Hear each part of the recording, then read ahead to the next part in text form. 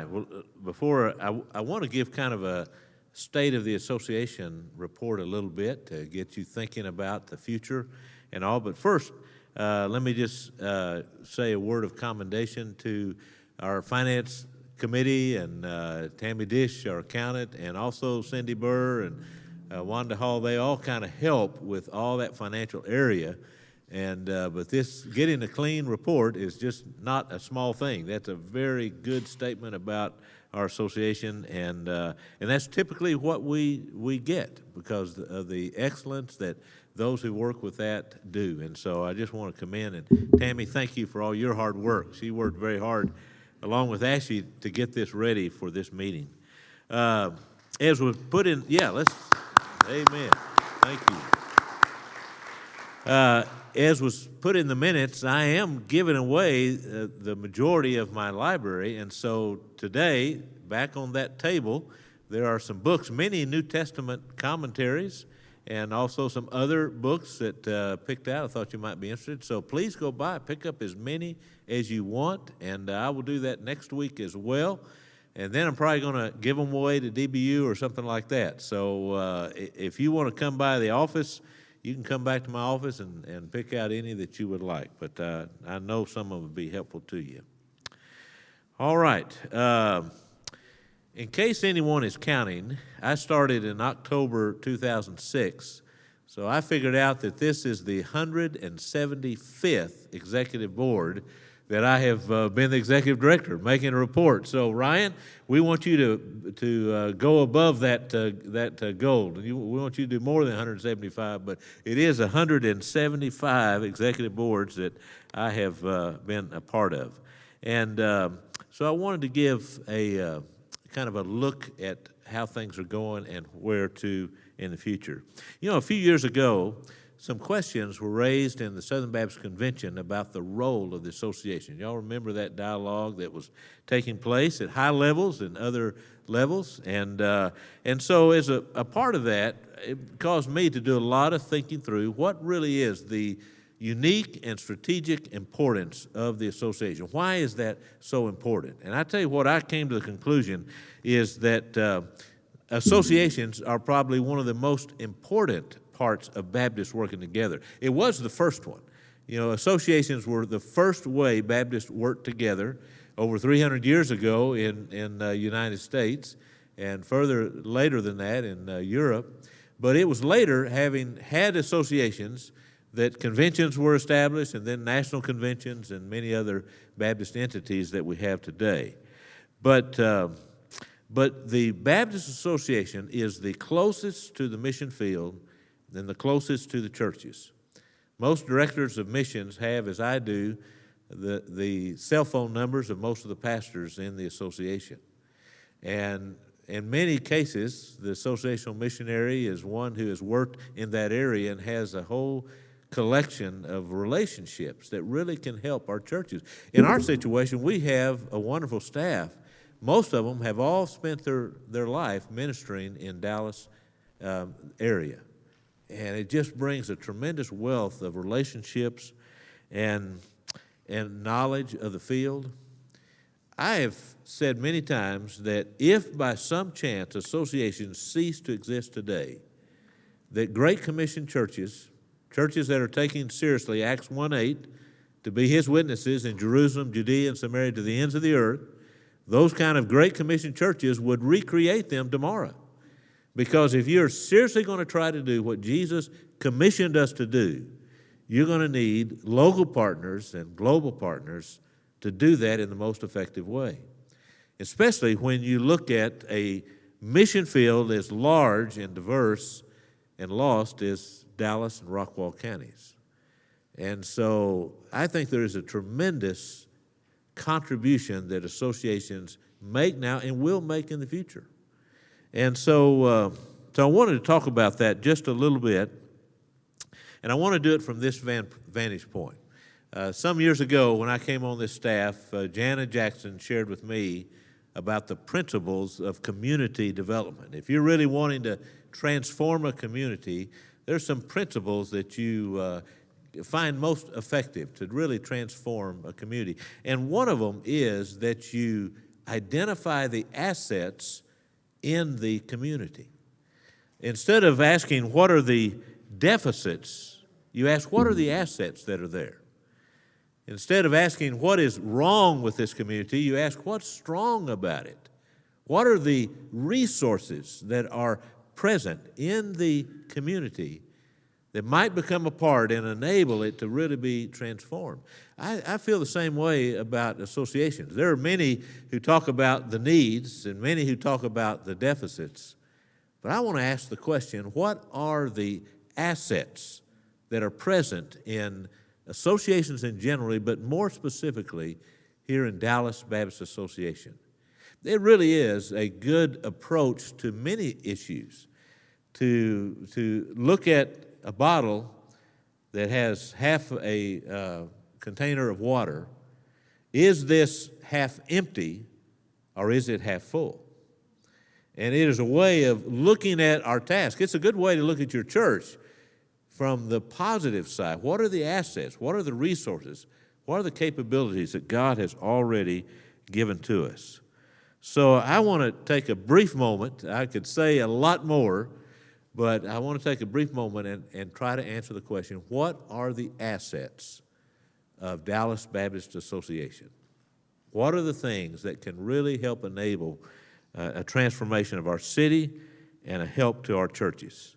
And I've got 8 of them. So I've never preached an 8-point sermon, but I'm going to move very quickly. But I have 8, and it's not a complete list. I want to make that clear. There are many other things that could be said, but let me share these briefly with you.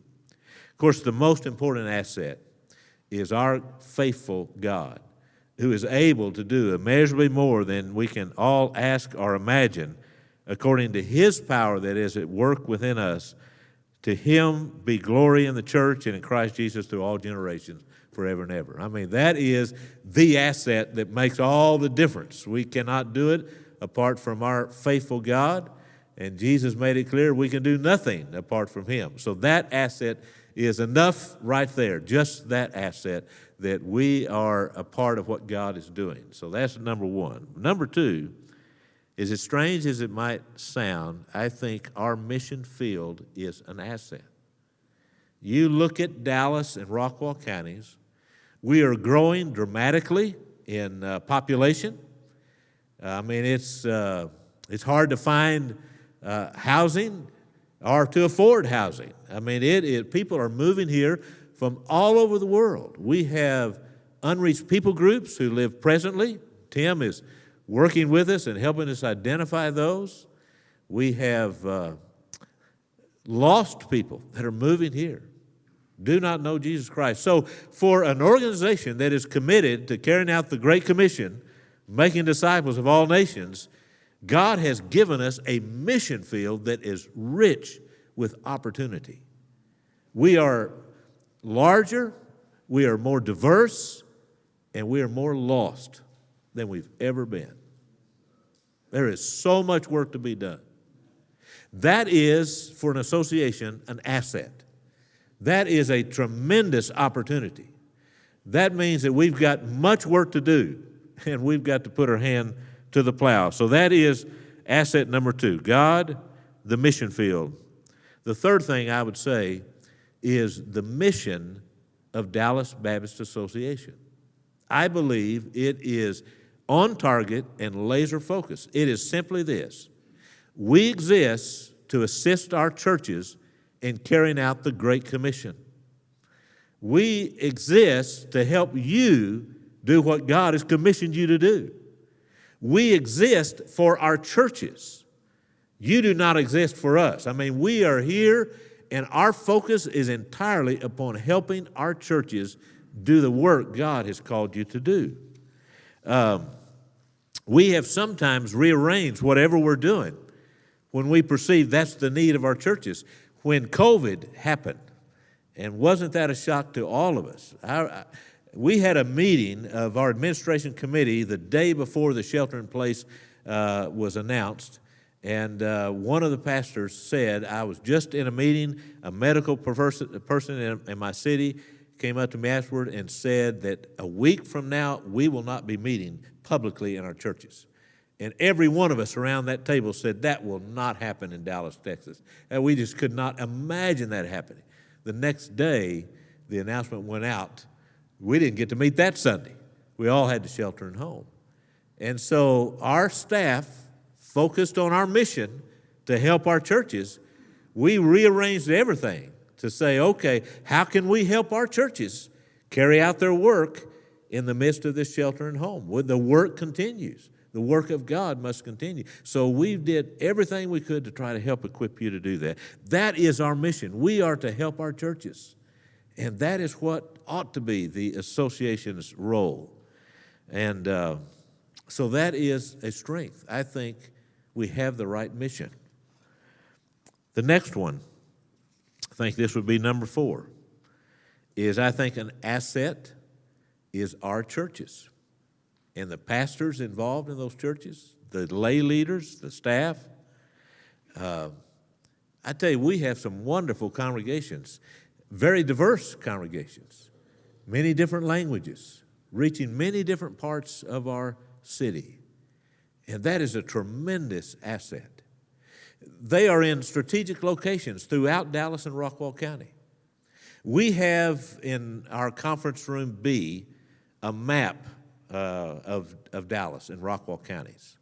And it's a satellite image, so you can actually see all the things. And we have gone through and put little round magnetic buttons where our churches are located.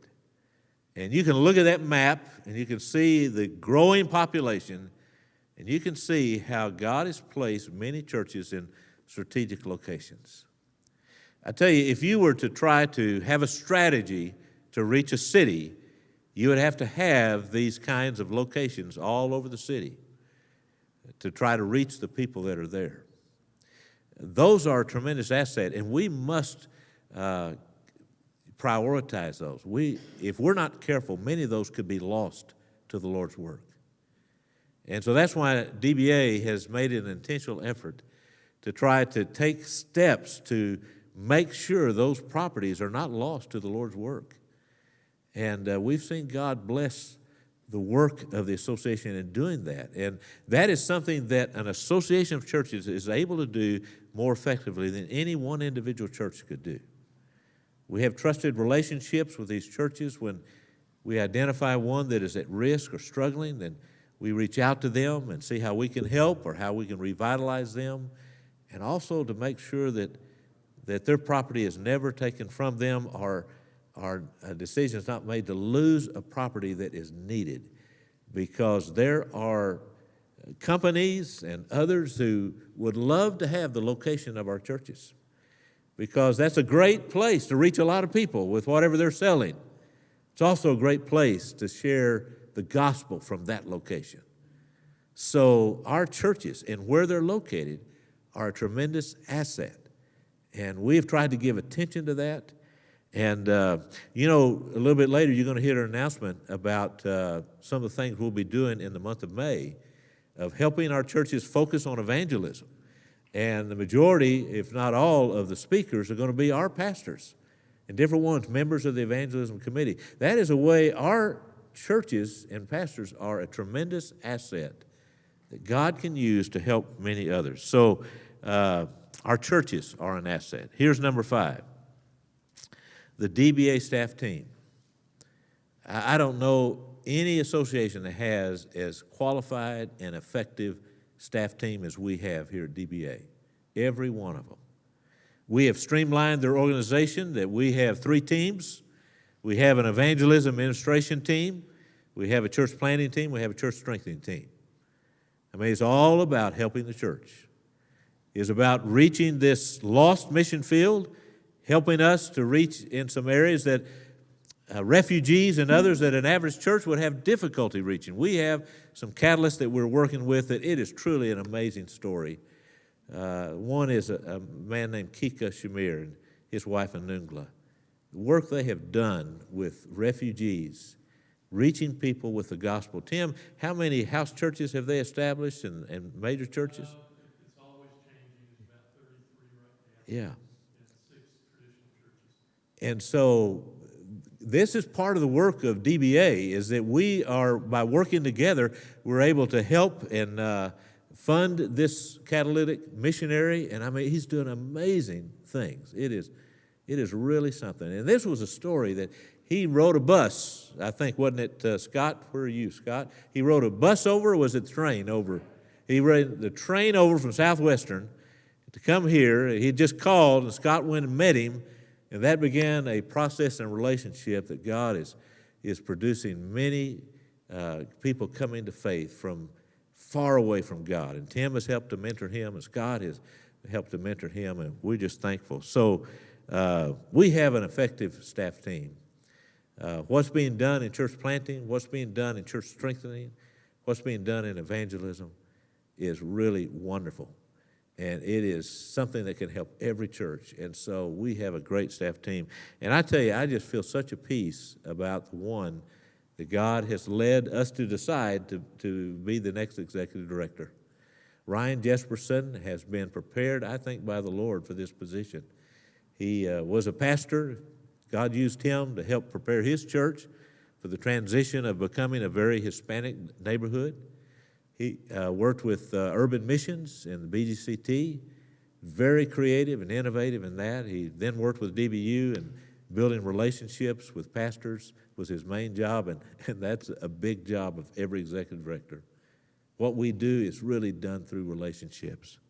So I think our staff team is a tremendous asset.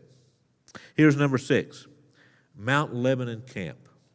That is something that an association is better able to do together than one church trying to start their own camp. That is something that we really have to do it together. And God gave us 500 acres, and our churches work together in building a camp.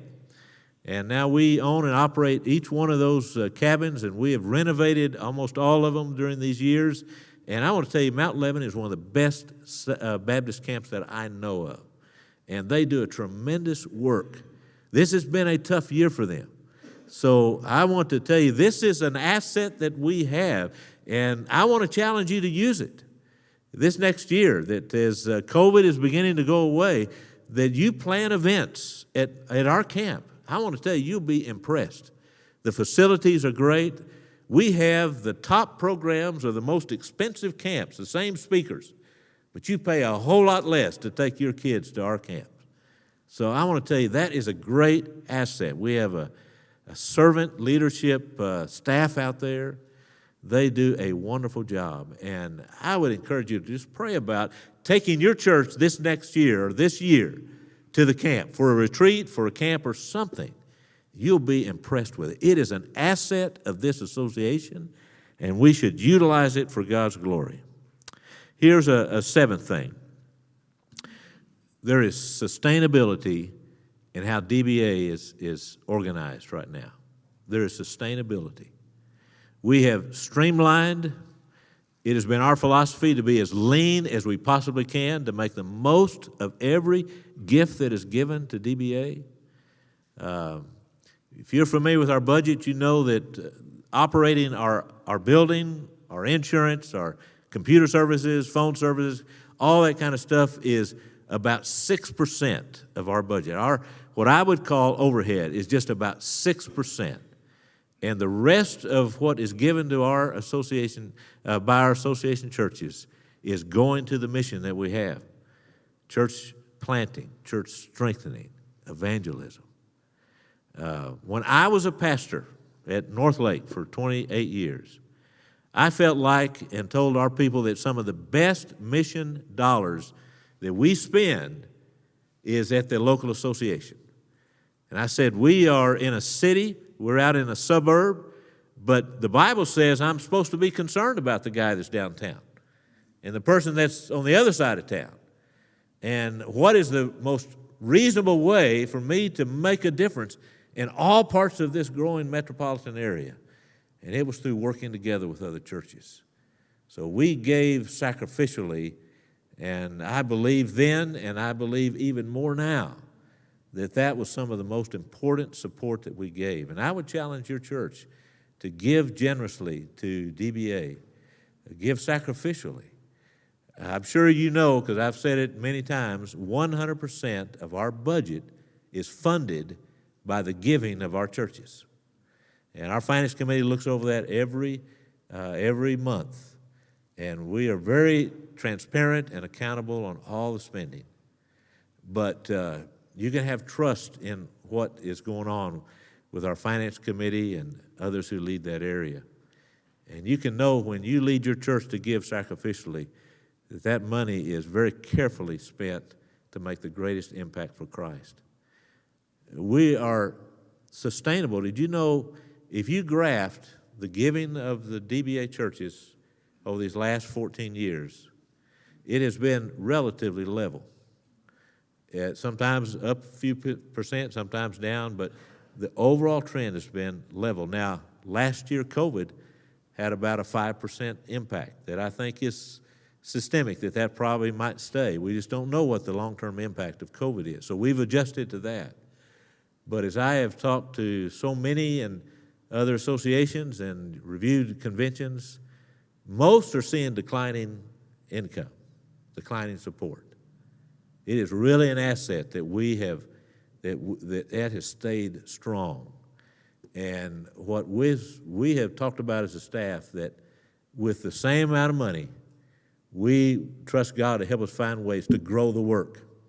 The work has always got to grow. We've got to do more for God's kingdom. But God makes it possible that with that consistency, even though the numbers may not be much more, we can find ways to grow the work, and that's what we've been doing every year.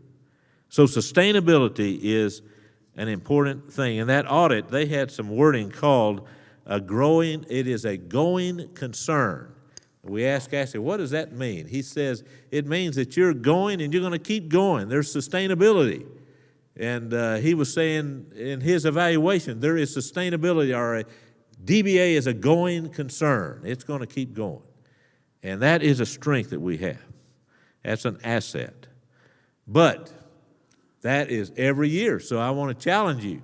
As I hand over and Ryan picks up, you need to support him as you have supported me. And DBA, your giving to DBA is so vitally important. And if you're one of the churches that do not give, I would ask you to prayerfully ask God if he might want you to begin giving regularly to DBA. The last thing that I would say is an asset is the unity in our association. We have grown more diverse through these years. We have faced some situations in our city that were great crises. We have had potential issues come up that could have been divisive in our association. But God has protected that unity. There is a love for one another. There is a value of each other, even though we have different languages, different backgrounds, different ethnicities. God has brought together a beautiful picture of his people here locally who work together in harmony. And that is an asset that we ought to guard and protect and keep in mind how important that is. So when I look at DBA, I see a cup that's half full, not half empty. In fact, it's more than half full. That's the association that we have. And so I just wanted to share those things about how this is such a great association, but it's because of you, and it will continue to be because of you.